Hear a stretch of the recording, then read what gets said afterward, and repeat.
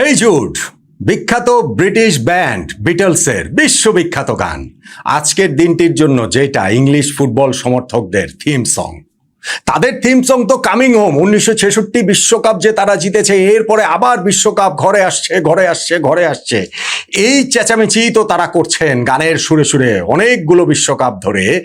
এই বিশ্বকাপে আজকের দিনটার জন্য অন্ততপক্ষে পাশাপাশি হেই জুড গানটাও তারা নিশ্চিতভাবে হেড়ে গলায় গেয়ে চলেছেন, আনন্দে, উল্লাসে, উৎসবে। কেননা জুড বেলিংহামই আজকেও তাদের ওই কামিং হোমের স্বপ্নটা টিকিয়ে রেখেছে, বাঁচিয়ে রেখেছে।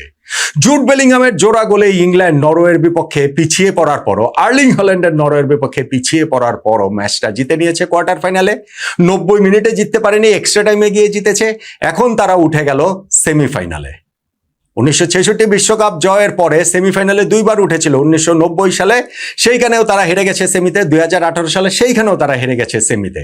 এইবার আরো একটা সেমিফাইনালে ইংল্যান্ড উঠলো, সেইখানে তাদের প্রতিপক্ষ সম্ভবত আর্জেন্টিনাই। মানে এই তো আর্জেন্টিনার ম্যাচ শুরু হচ্ছে, আমরা জেনে যাব সুইজারল্যান্ডের বিপক্ষে আর্জেন্টিনা জিতবে, জিতারই কথা, জিতলেই আর্জেন্টিনা ভার্সেস ইংল্যান্ড। আবারও ফিরে আসবে সেই 1986, আবারও ফিরে আসবে সেই ম্যারাডোনা, ফিরে আসবে তার হ্যান্ড অফ গড, ফিরে আসবে তার গোল অফ দ্য সেঞ্চুরি, ফিরে আসবে Falkland war. England versus Argentina match কেবলমাত্র একটা ফুটবল ম্যাচ না, এর মধ্যে আরো অনেক রকম রাজনৈতিক বিতর্ক, নানান রসদ রয়েছে। জমজমাট একটা ফুটবল ম্যাচ সেই সেমিফাইনালে হবে, সেই প্রত্যাশাটা করাই যায়। কিন্তু ইংল্যান্ড আজকে যেভাবে জিতলো, এই বিশ্বকাপে তারা যেভাবে খেলছে, তাতে করে তাদের ওই আবারও এতগুলো বছর পর বিশ্বকাপ জয়ের স্বপ্নটা আরো বেশি করে উজ্জ্বল হয়ে উঠছে। ইংল্যান্ড কি 60 বছর পর বিশ্বকাপ জিততে পারবে? মাত্র দুটো ধাপ তারা দূরে রয়েছে। এইবারের ইংল্যান্ড কেন একটু অন্যরকম বলছি, সেই 1966 বিশ্বকাপ ফাইনালটাতে যে তারা পশ্চিম জার্মানির বিপক্ষে জিতেছিল, তারপরে ওয়ার্ল্ড কাপের নকআউট স্টেজে পিছিয়ে পড়ার পর ইংল্যান্ড কোনোদিনই কোনো ম্যাচ জিততে পারেনি। এই বিশ্বকাপে 3 ম্যাচের মধ্যেই সেটা করে দেখালো। কঙ্গোর বিপক্ষে রাউন্ড অফ 32 ম্যাচেও পিছিয়ে যাওয়ার পর 2-1 গোলে জিতেছে। নরওয়ের বিপক্ষে কোয়ার্টার ফাইনাল ম্যাচেও 2-1 গোলে শুরুতে পিছিয়ে যাওয়ার পরে 2-1 জিতেছে। আর মাঝখানে যে ম্যাচটা রাউন্ড অফ 16 মেক্সিকোর বিপক্ষে, সেটা তো ওয়ার্ল্ড কাপের অল টাইম ক্লাসিক, এই ওয়ার্ল্ড কাপের এখন পর্যন্ত বেস্ট ম্যাচ, অসাধারণ একটা ম্যাচ খেলে ইংল্যান্ড জিতেছে। ফলে পরপর 3টা ম্যাচে এইরকম ইংল্যান্ডকে যখন দেখা গিয়েছে, ইংল্যান্ড এখন ভাবতেই পারে যে স্কাই ইজ দ্য লিমিট। অবশেষে বোধ করি বিশ্বকাপটা তারা আবার জিততেই পারে। ওই প্রত্যাশাটার জায়গাটা অনেক বড় করে ইংলিশ সমর্থকদের মধ্যে এখন আরো বড় করে দেখা দিয়েছে। অথচ ম্যাচটা আরো অন্যরকম হতে পারতো আর্লিং হল্যান্ডের স্বপ্নযাত্রাটা টিকে থাকার। হল্যান্ডের একটা আফসোসের কথা বলতে পারেন যে না, সেই 14টা ম্যাচে যে কম্পিটিটিভ খেলায় তিনি যে গোল করেছেন, ব্রাজিলকে বিদায় করে দেয়া ম্যাচে যে তার সেই জোড়া গোল, তার সেই একেবারে ইতিহাস তৈরি করে দেয়া গোল, সেই হল্যান্ড আজকে ছিলেন ভীষণ রকম নিষ্প্রভ। তবে আমার কাছে সারপ্রাইজিং লেগেছে যখন এক্সট্রা টাইমের দ্বিতীয়ার্ধে কোচ তাকে তুলে নিয়েছে। হ্যাঁ, হল্যান্ড কার্যকর ছিলেন না খুব একটা। তা হল্যান্ড ম্যাচের মধ্যে কবে কোন সময় কার্যকর থাকেন? ব্রাজিল ম্যাচে ওই 2টা গোল দেওয়ার বাইরে হল্যান্ডকে আপনি কোথায় দেখেছেন? তার মতো একজন প্লেয়ার যখন মাঠে থাকে, যে কোনো মুহূর্তেই তো কামব্যাক করার সুযোগ থাকে, যে কোনো মুহূর্তে গোল দিয়ে দেওয়ার সুযোগ থাকে। এবং নরওয়েতে তখন একেবারে ওভার এন্ড আউট না, মানে এক্সট্রা টাইমে গিয়ে জুড বেলিংহাম সেকেন্ড গোলটা করে 2-1 মাত্র ইংল্যান্ডকে এগিয়ে নিয়েছিলেন।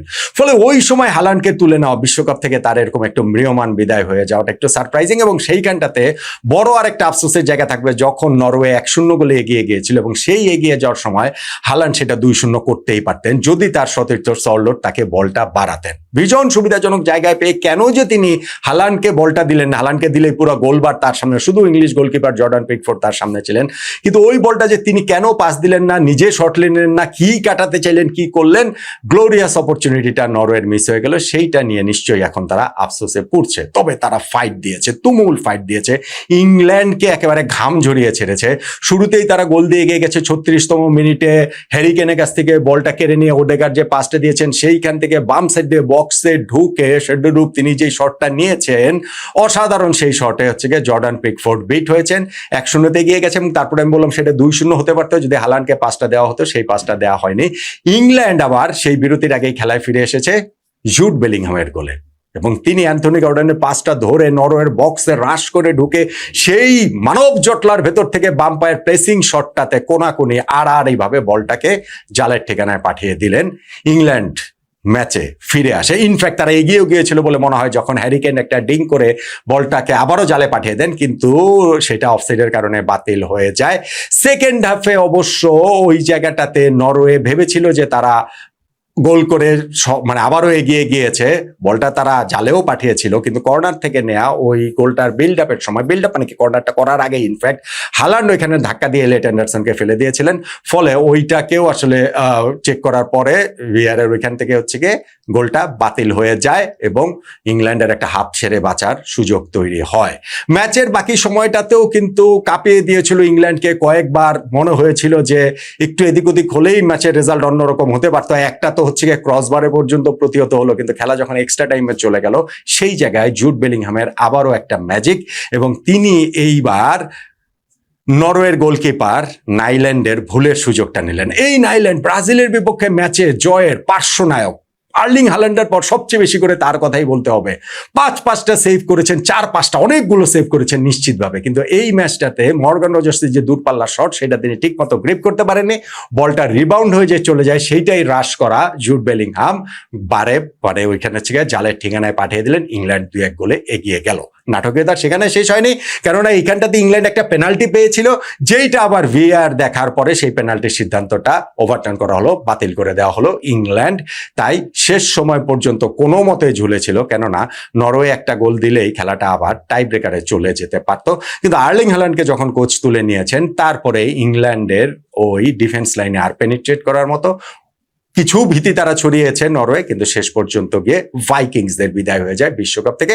অবভিয়াসলি তাদের বিদায়টা মাথা উঁচু করে হয়েছে, অবভিয়াসলি দুর্দান্ত তাদের world cup performance, obviously world cup ইতিহাসে নরওয়ের সবচেয়ে সেরা অর্জন এইটা। এবার সেমিফাইনাল পর্যন্ত, কোয়ার্টার ফাইনাল পর্যন্ত উঠে যাওয়া, সেমিফাইনালে তারা উঠতে পারলো না, কিন্তু ব্রাজিলের মতো দলকে তারা বিদায় করে দিয়েছে এবং এই ওয়ার্ল্ড কাপে নিশ্চিতভাবেই ছাপ রেখে গেল আর্লিং হাল্যান্ডের এই নরওয়ে। তবে ইংল্যান্ড তারা পরপর 3টা ম্যাচ, যে থ্রিলিং ম্যাচগুলো তারা জিতলো, তাতে করে ওই গাট ফিলিংটাও তাদের আসতে পারে যে না, অবশেষে বোধহয় এইবার কামিং হোম, অবশেষে বোধহয় এইবার আবারও বিশ্বকাপটা তারা জিততে পারে।